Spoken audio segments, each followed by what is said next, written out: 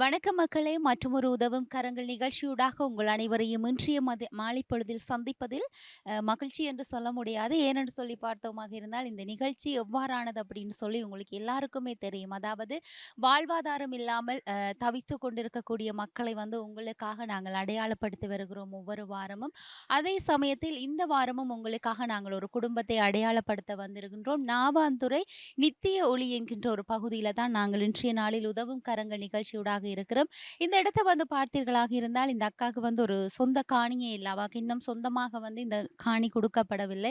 ஒரு சிறிய ஒரு வீடு, அதாவது முழுமையாக வந்து தகரத்தால வந்து அடைக்கப்பட்ட ஒரு வீட்டில் வந்து 3 பிள்ளைகளோடு கணவன் கைவிடப்பட்ட ஒரு நிலையில வந்து வாழ்ந்து கொண்டிருக்காங்க. அவங்களுடைய நாளாந்த செலவுக்கு கூட, நாளாந்த உணவு முறைக்கு கூட அவங்களிடத்தில் வந்து ஒரு பண வசதியோ அவர்களுக்கு உழைத்து கொடுப்பதற்கு வந்து எந்த ஒரு வருமானமுமே இல்லாத ஒரு பட்சத்துல வந்து இருக்கிறாங்க. ஆனா இந்த அக்காவுடைய அம்மா வந்து இவரோட இருப்பதன் காரணமாக வந்து தங்களால் முடிந்த ஒரு சின்ன சுய தொழில், அதாவது கச்சான் வாங்கி அதை வறுத்து கொண்டு விற்கிற மாதிரியான ஒரு தொழில தான் இருவரும் ஈடுபடுறாங்க.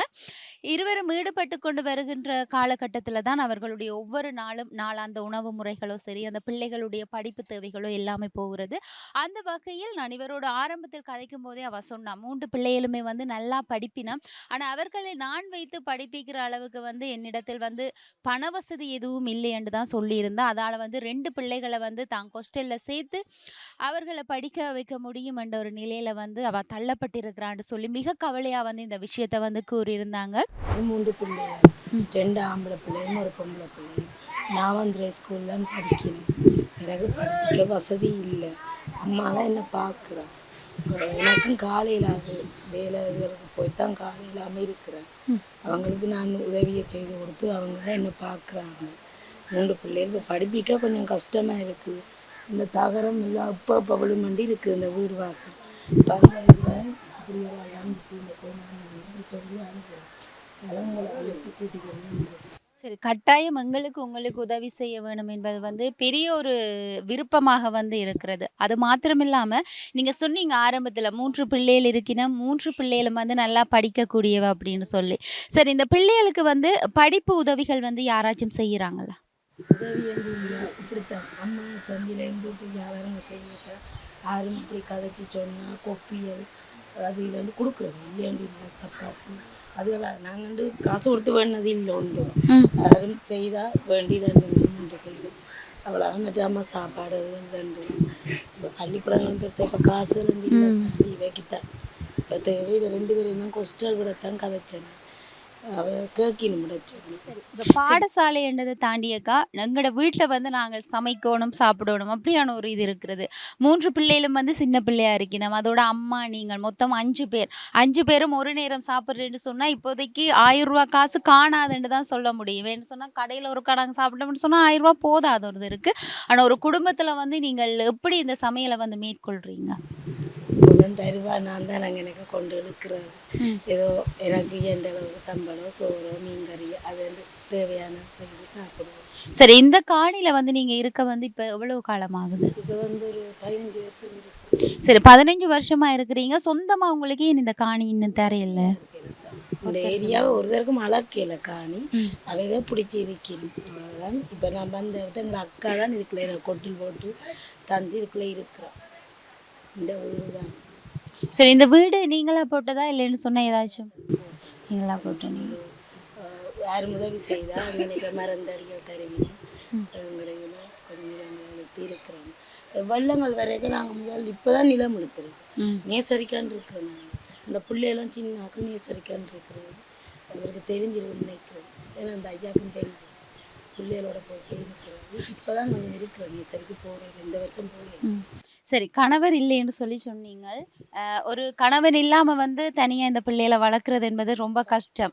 கணவர் இல்லாட்டி பிரச்சனை இல்லை, எங்களுக்கு அந்த வருமானம் என்பது இருந்தால் நாங்கள் தனிமையில் வாழலாம். அதில் எந்த ஒரு பிரச்சனையுமே இல்லைன்னு தான் நான் சொல்லுவேன். இருந்தாலும் அதில் வந்து ஒரு ஆள் பெண் பிள்ளையாக வந்து இருக்கிறா, மிச்ச பேர் 2 பேரும் ஆம்பளை பிள்ளையர். சரி, நீங்கள் ரொம்பவே கஷ்டப்பட்டு கொண்டிருக்கிறீங்கன்றது வந்து உங்களோட வீடை பார்க்க தெரியுது. அது மாத்திரம் இல்லாமல் நீங்கள் சொன்னீங்க தண்ணி வசதி, டொய்லெட் வசதி இந்த 2மே இல்லை. இந்த 2மே வந்து ஒரு சொந்த காணி இல்லாத காரணத்தால் உங்களுக்கு இல்லையா? அதால ஒன்றும் இல்லை. இல்லைன்னா யாரும் டொய்லெட் கட்டி தருவீங்க, கிணறு கட்டி யாரை போய் கேட்டாலும் இதை தான் சொல்லுவீங்க. சொந்த காணி இல்லாட்டி சரி, இது சம்பந்தமா நீங்க எங்கேயாச்சும் போய் கதைச்சிருக்கிறீங்களா? என்ன சொல்லியிருக்கணும்? எங்கே கதைச்சாலும் எங்களை அம்மா கதைக்கிறவா இப்படி வீட்டு திட்டம் இல்லாத உடனே சொந்த காணி இது கேட்கணும் அப்போ ஒன்று இல்லைத்தான் செய்ய ஏஜிஎஃப்சிலையும் கேட்டு கதைச்சினாங்க. இதுதான் சொந்த காணி இல்லை தகரங்கள் கேட்டாலும் இது தாரும் தரப்பாளர்கள் தந்தான் போட்டிருக்கு இந்த மீது போட்டிருக்கோம் அம்மாக்காரன் செய்கிறதா தான் எங்களுக்கு வேறு. சரி, அப்ப குடி தண்ணிக்கு என்ன செய்வீங்க? இடையில பைப் இருக்குது விடிய 6 மணிக்கு வந்து 7 மணிக்கு நிற்கும் 8 குடும்பம் எடுக்குது. 8 குடும்பம். அப்ப மொத்தத்துல இந்த சுத்து வட்டாரத்துல 8 குடும்பம் தான் இருக்கிறீங்க. அப்ப 8 குடும்பம் ஒவ்வொரு பைப்பு ஒவ்வொரு பைப்பு. சரி, அப்ப தண்ணி வசதி முழுமையா உப்பு தண்ணியா இருக்குது. சரி, உப்பு தண்ணியா இருக்குதுன்னு சொன்னீங்க. குடி தண்ணி வந்து அந்த பைப்புல தான் எடுக்கிறேன்னு சொல்லி இருந்தாலும் ஒரே டெய்லி நீங்கள் எடுக்க முடியுமா? இந்த நேரமும் அதுல போய் தண்ணி எடுக்க முடியுமா? இல்ல, விடிய 6 மணிக்கு வந்து 7 மணி மட்டும்தான். அது 3 பேர் இல்லாட்டி 2 பேர் அவ்வளோதான். அதை மிஞ்சி உங்களால் எடுக்க முடியாது. குடிக்க வேணும் மற்ற பாவனை பொதுக்கணும். சரி, அப்ப பாத்ரூம் வசதி என்ன மாதிரி? பக்கத்துல. சரி, எப்பவுமே வந்து ஒரு வீட்டை வந்து நாங்க போனோம்னு சொன்னா அது ஒரு பிரச்சனையா போயிடும். கேட்குறதெல்லாம் தான் கேட்குறோம் படுற வீட்டு இந்த காணி இழக்கிறோம் காணி மினிமம் வளர்ப்பு.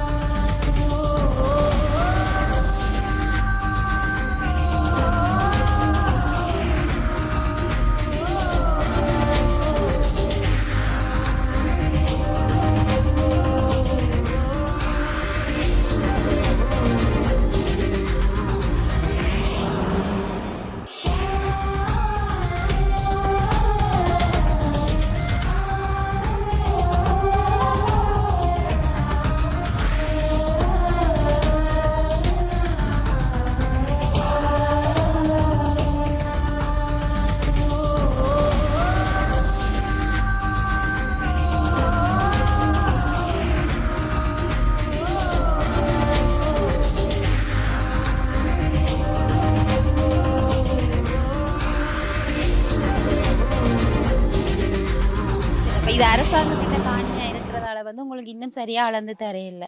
சரி, அளக்குறன்ற ஒரு இது வந்துச்சுன்னு சொன்னா கட்டாயம் உங்களுக்கு இதுல ஒரு பங்கு வந்து உங்களுக்கு கிடைக்கும். ஏன்னு சொன்னா 15 வருஷமா வந்து இருக்கிறேன்னு சொன்னீங்க. சரி, தண்ணி வசதி, பாத்ரூம் வசதி, வீடு இந்த நிலைமையில இருக்கிறது. சரி, நீங்க ஏன் யோசிக்கல என்னால் ஒரு சுய தொழில் செய்ய முடியும்னு சொல்லி ஏன் நீங்க யோசிக்கல? சாப்பாட்டுக்கு யாரும் செய்யணும் அப்போ வருத்தமாக சேர்த்து அப்போ பக்கத்துலேயும் கொஞ்சம் உறவு இருக்கு அதுவும் பக்கத்தில் செய்யணும்.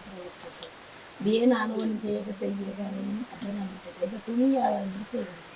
அது கடை என்னால் கூப்பிட்டு திரியல காலும் இல்லாத அப்போ அம்மா சொன்னேன் சரி நான் எல்லாத்துக்கும் போவேன் கத்தரி அது மாதிரி உதவி செய்வேன் கத்தரி கோட்டையிலேருந்து அதான் போட்டி கொடுக்குவாங்க போட்டி கொடுக்குவாங்க உதவி செய்கிறேன்னு சொல்லி இவ்வளோதாக்கா செய்யலை பொய்யை சொல்லிட்டு போயிடுவாங்க. இங்கே இவ்வளோ காட்டிலும் பேசுகிறாங்க ஏன் போட்டி கொடுக்குறதுன்னு சொல்லி ஆனால் தெரிஞ்ச வயசு போனால் வந்து அதான் போமானாலும் சொன்னாங்க சொல்லி பிரச்சனை ஏன்னா அது என்ன எங்களை சாட்டி அது இல்லை வேண்டி அதான மேலும் ஒரு டாண்டி கலைச்சி தான் நல்லா போட்டு கொடுத்தாங்க கடமெல்லாம் கலைச்சி இதோ முதல்ல இடிஞ்சொன்னு சொல்லி இருக்கு. சரி, அப்ப இது வரைக்கும் உங்களுக்கு எந்த ஒரு நிறுவனத்தாலையும் வந்து உதவி ஏதாச்சும் கிடைக்கல? சரி, அப்ப சமுர்த்தி எதுவும் இருக்காக்கா? சமுர்த்தி இப்போ உங்களுக்கு கிடைக்க பெற்ற எவ்வளோ வருஷம்? வருஷம் வண்டியில் ஒரு 7 to 9 மாதம். சரி, அதால எவ்வளோ மாசம் உங்களுக்கு காசு கிடைக்குது? 3000 ரூபாய் ஒவ்வொரு மாசமும் வந்து 3000. சரி, 3000 வச்சு உங்களால என்ன செய்ய முடியும்? அது மாசத்துல ஒரு நாள் 3000 கிடைச்சாலே அதை வச்சு சமாளிக்க முடியாது. மாசத்துல கிடக்குற 3000த்துல வந்து இல்லை நாங்கள் தான் எல்லாமே இல்லை உழைக்க போட்டிக்கு வீட்டை இல்லை சாப்பாடு தான் பிரச்சனை. அதோட மெரிசியில் ஆட்டிக்கு பார்த்தாவே அவள் பூரா வந்து கூப்பிடுவோம் அந்த கூட்டெல்லாம் கூப்பிட்டா பார்த்தா கூப்பிடுவோம் அந்த அம்மா. எத்தனை வயசு அம்மாவுக்கு? 73 வயசுல உங்கள உழைச்சு பார்க்குறா. பெரிய ஒரு விஷயம். சரி எங்களால இன்றைக்கு அவ காண முடியாம போயிட்டு. சரி அது மாத்திரம் இல்லாம வந்து இப்ப வெக்கை காலம், அத விட மழை காலம்னு சொன்னா இது பள்ளக்காணி. மழைகளுக்கு சமாளிக்கிறது சரியான கஷ்டம். என்ன மாரி சமாளிக்கிறீங்க? நான் என்ன செய்யணும்? என்ன செய்ய இப்பதான் சரி மழை காலத்துல வந்து கிராம உத்தியோகர் அதாவது நாங்க சாதாரணமா விதானின்னு சொல்லுவோம். அவர்கள் வந்து மழை காலத்துல வந்து உங்களுக்கு உதவி செய்யணுமா? உதவி என்ன வந்து பார்ப்பீங்க போவீங்க செய்யணும். அதாவது மாரிமலைன்னு சொன்னா உங்களுக்கு சரியான கஷ்டமா இருக்கும். உள்ள தண்ணி போறல ஏன்னு சொன்னா இப்பதான் நிலம் இழுத்தன்னு சொன்னீங்க. அதுக்கு முதல் மண் நிலைமை இருந்தா அது மழை பிள்ளையோட காலம் தானே. பிரச்சனை இல்லை, பிள்ளைகளோட போயிருப்பேன் வரிவினும் பார்ப்பீங்க சாமான் சரி உங்களுக்கு கரண்ட் வசதி என்ன மாதிரி? கரண்ட் கரண்ட் இருக்கு. பிள்ளைகளோட கரைச்சல் எடுத்தேன். சரி அது உங்களுக்கு கிடைச்சு. அம்மாட முயற்சி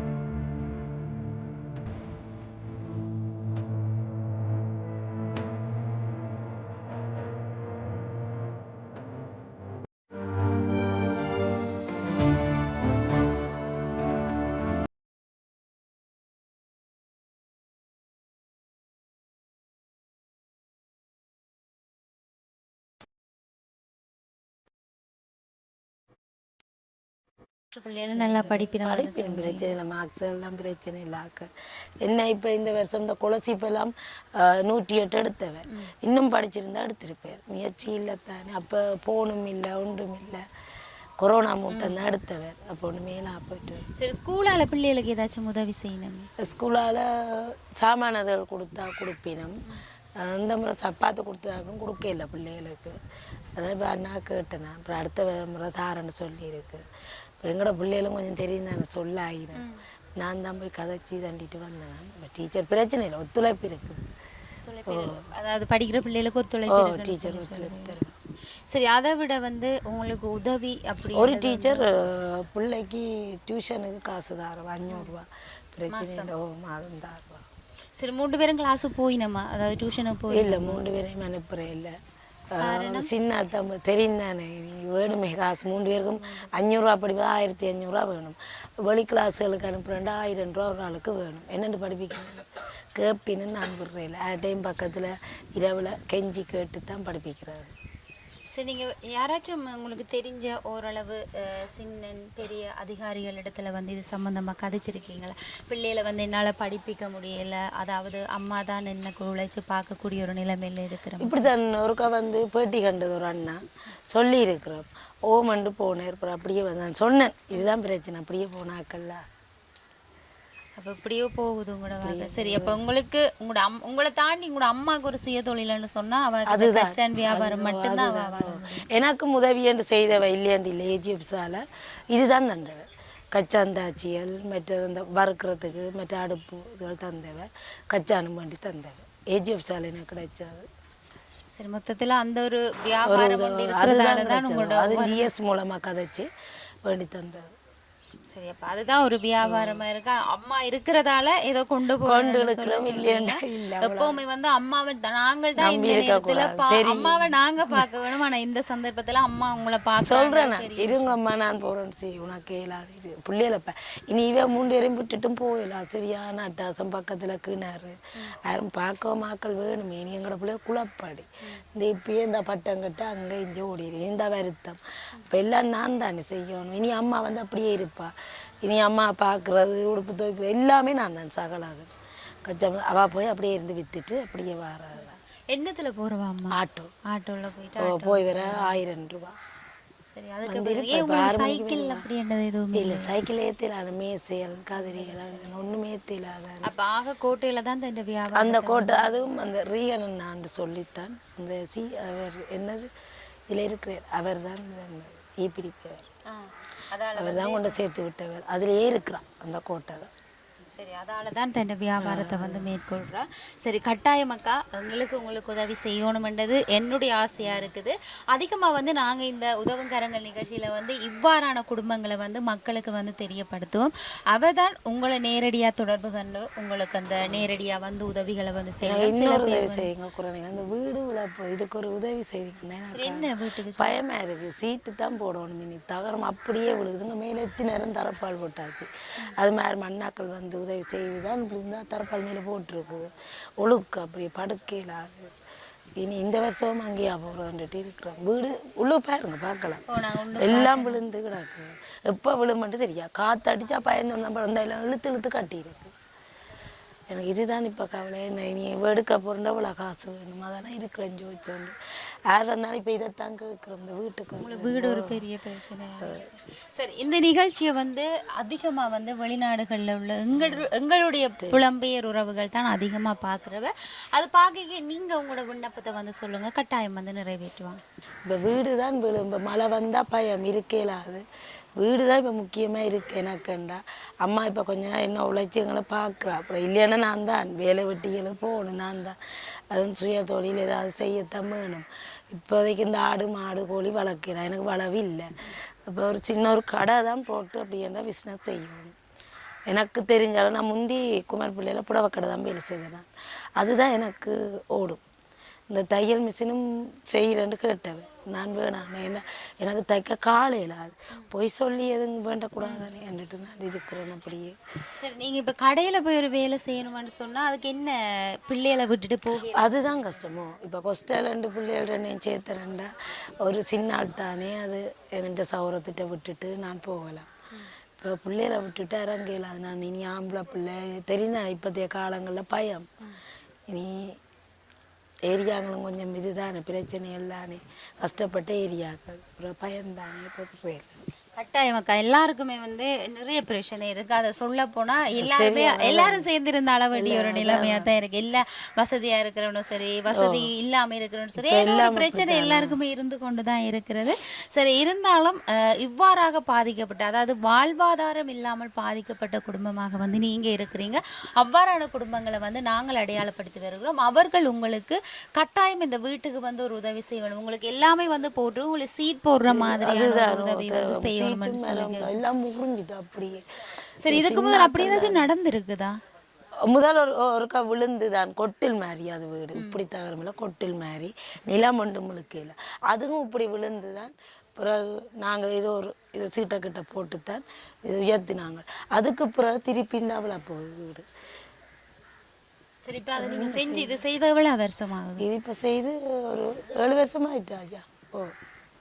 7 வருஷமாகுது. அப்போ மொத்தத்தில் வந்து உங்களுக்கு வீட்டு பிரச்சனை, பிள்ளைகளோட அதுதான் படிப்பு பிரச்சனையும். ஏன்னா படிப்பு தான் பிள்ளைகள முக்கியம். நான் தான் படிக்க இல்லை, பிள்ளைகள்னாலும் படிக்கணும். எங்கே போனாலும் படிப்பைத்தானே கேட்கணும். எனக்கு ஒன்றும் தெரியாது. ஒரு இழிவாரமாக இருக்குது. அப்போ எந்த பிள்ளைகள் நான் என்ன போல இருக்காமல் பிள்ளைகள் படிக்கட்டும். அப்பா மாதிரியும் வரக்கூடாது பிள்ளைகள். இப்போ அதுகள் கொஞ்சம் ஒரு நிலைமைக்கு வேற ஒன்று. தகப்படும் கொஞ்சம் இதுதான் ஊதாரித்தனம். அதெல்லாம் சண்டை பிடிச்சி போய்த்தான் ஆள் விட்டுட்டு போனது. சரி, கட்டாயமாக்கா உங்களுக்கு உதவி வரும். உங்களுக்கு பிள்ளைகளை வந்து நீங்கள் படிக்க வைக்கக்கூடியது. இனி போலீஸ் கேஸுகள் இருக்குது. எனக்கு வழக்குக்கு போகிறேன்னா அப்போ ஜிஎஸ் தான் இந்த முறை 8 வருஷமாக போனால் இந்த முறை கதைச்சி வந்து 20,000 கட்ட சொல்லியிருக்கு. ஓ, அவரால் தான் களவுகள் அதுகள் இருக்கு. அப்போ புன வச்சதுக்கா 7 வருஷமாக போய் இப்போ இந்த 17ஆம் தேதி வழக்கு தள்ளுபடி ஆகிறேன்னு சொல்லி அதுக்கே 20 வேணும். என்ன செய்கிறோம் முழிச்சிக்கணும். 1 லட்சத்துக்கு சைன் வச்சேன் நான். அழுத போல் இப்போ கஸ்டமர் சொன்னதுன்றால இப்போ ஜிஎஸ்எம் வந்து சொல்லி 20 கட்ட சொல்லிடுது. எல்லாடியும் லோயர் கட்டி கட்டி கட்டி கட்டியே வாதாடி என் உயிர் போயிடுச்சு. அப்படி எவ்வளோ காசு அமைச்சிருப்பேன் நான். இந்த வழக்காலேயே அரைவாசி போனது எனக்கு. அதுவும் அம்மா தான் தாரா, நான் இல்லை அம்மா தான். சரி, பிள்ளைகள் மனைவி எல்லாரையும் விட்டுட்டு போனவரா இருக்கட்டும், இது கூப்பிட்டு உங்களுக்கு அவரை தான் நீங்க வச்சு பார்க்கணுமே தவிர அவர் உங்களை பார்ப்பாரா அப்படின்றது வந்து சந்தேகம். நானே வேணான்ட்டு சரி, கட்டாயம் நீங்க கவலைப்படாதீங்க. உங்களுக்கு 3 பிள்ளைகள், 3 பேரும் நல்லா படிக்கணும். அதுல வந்து 2 ஆம்பளை பிள்ளைகள் இருக்கணும். உங்களை ராணி மாதிரி ஒரு நேரம் வச்சு பார்ப்பாங்க. நீங்க கவலைப்படாதீங்க, கட்டாயம் வந்து உங்களுக்கு உதவிகள் கிடைக்கும்.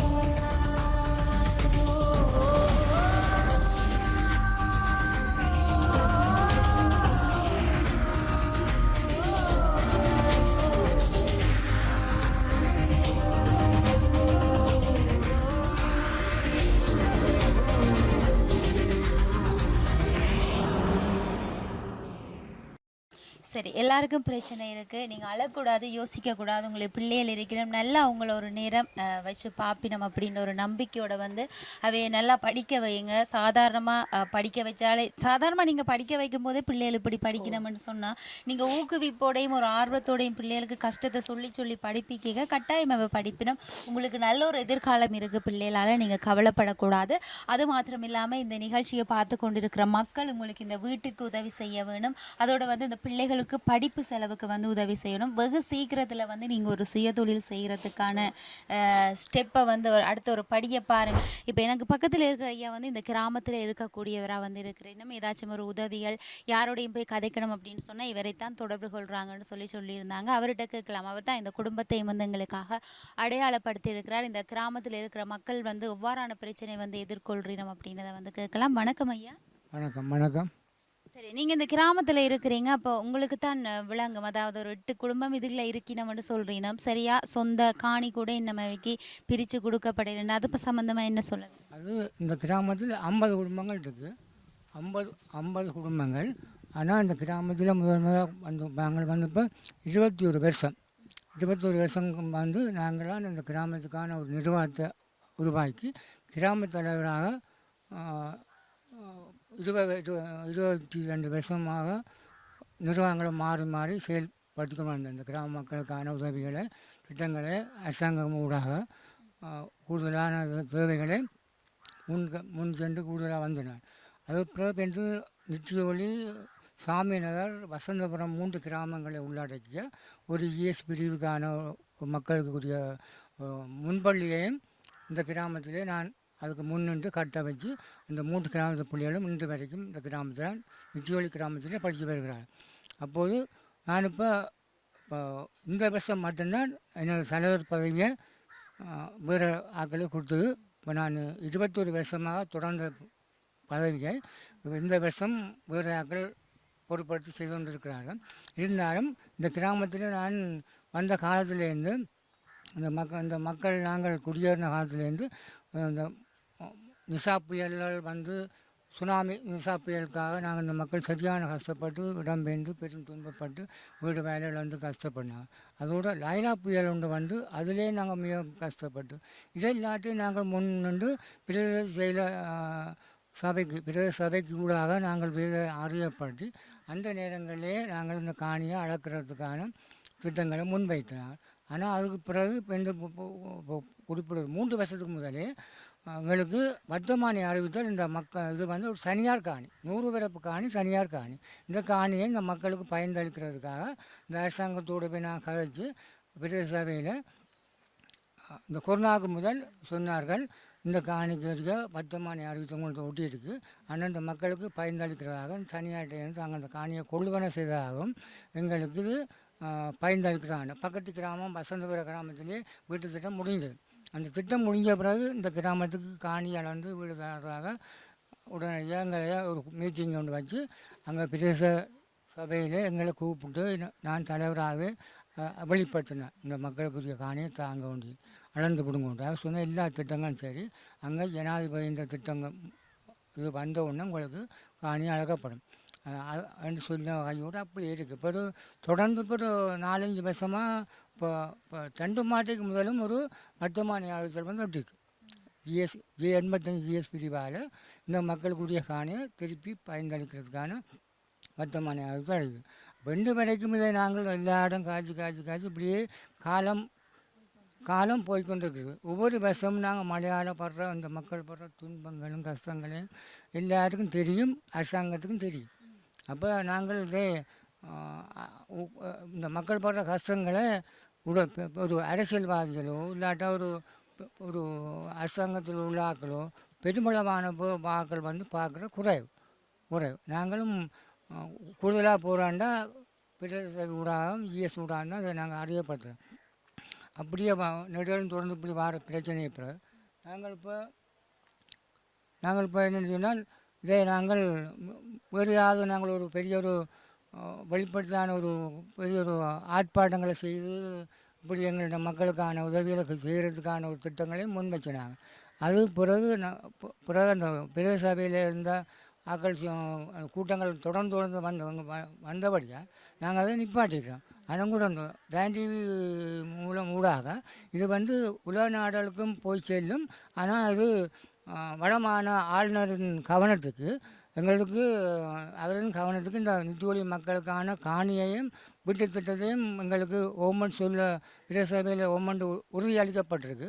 ஆனால் இந்த காணியை அளப்பதற்கு வடமான ஆளுநர் முயற்சி எடுத்து ஜனாதிபதியின் கவனத்தை கொண்டு போய் வீட்டு திட்ட அமைச்சருக்கு அவருக்கும் ஊடாக எவ்வளோ வேகமாக இந்த ஆண்டுக்குள்ளே எங்களை இந்த காணியை அளக்க முடியுமோ அளந்து தருவதற்கு தாங்கள் தயவு செய்து இதுக்கு உதவுமாறு நாங்கள் வேண்டிக் கொள்கின்றோம். நன்றி ஐயா. கட்டாயம் வெகு சீக்கிரத்தில் வந்து உங்களுக்கு அதான உதவிகள் வந்து நடவடிக்கைகள் வந்து எடுக்கப்படும் என்று சொல்லி இந்த நிகழ்ச்சி மூலமாக கூறிக்கொள்கிறேன்.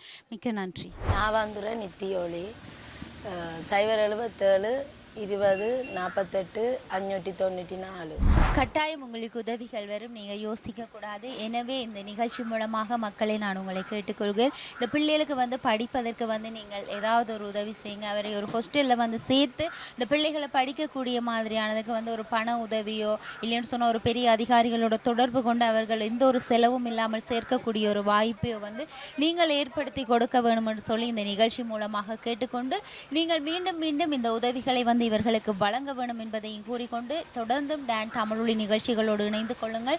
மீண்டும் அடுத்த வாரம் இன்னொரு நிகழ்ச்சியூடாக உங்கள் அனைவரையும் சந்திக்கும் வரையில் உங்களிடத்திலிருந்து விடைபெற்று செல்லும் நான் ஈஸ்வரன் சுரேகா. நன்றி நேர்களே.